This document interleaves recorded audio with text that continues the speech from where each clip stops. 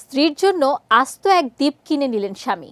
শুনতে অবিশ্বাস্য মনে হলেও এমনটাই দাবি করছেন ব্রিটিশ এক নারী। সামাজিক যোগাযোগ মাধ্যম ইনস্টাগ্রামে নীল জলের সমুদ্র ঘেরা দ্বীপের একটি ভিডিও পোস্ট করে এ কথা জানান দেন তিনি। বিস্তারিত ডেস্ক রিপোর্টে।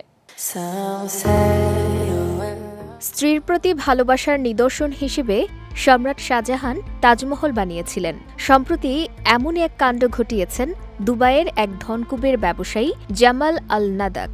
তার স্ত্রীর খুব শখ বিকিনি পরে সমুদ্র সৈকতে নামবেন, কিন্তু সবার সামনে তো আর স্ত্রীকে বিকিনিতে ছেড়ে দেয়া যায় না। তাই স্ত্রীর জন্য আস্ত এক দ্বীপই কিনে দিলেন স্বামী। দ্বীপের গর্বিত মালকিন ওই নারীর নাম সৌদি আল নাদাক। জন্মসূত্রে তিনি একজন ব্রিটিশ নাগরিক। নীল জলের সমুদ্র ঘেরা দ্বীপের একটি ভিডিও নিজের ইনস্টাগ্রাম হ্যান্ডেলে পোস্ট করে ২৬ বছর বয়সী নাদাক সেখানে লিখেন, বিকিনি পরে গোসল করতে চেয়েছি। কোটিপতির স্বামী একটা দ্বীপ কিনে দিয়েছেন।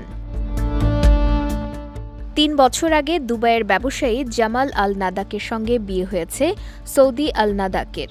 দুবাইয়ে পড়াশোনা করতে গিয়ে তাদের পরিচয়, সেখান থেকেই প্রেম।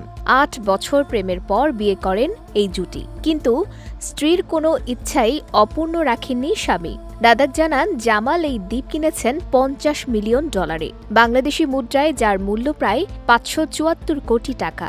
এখন সেই দ্বীপেই বেশিরভাগ সময় কাটান তিনি।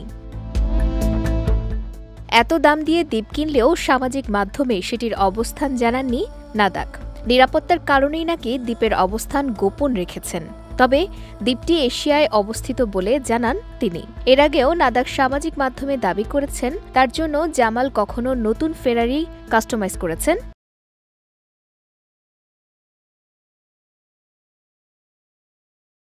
আবার কখনো হীরের আংটি কিনতে উড়াল দিয়েছেন ইতালিতে। বিজয় টিভি নিউজ ডেস্ক।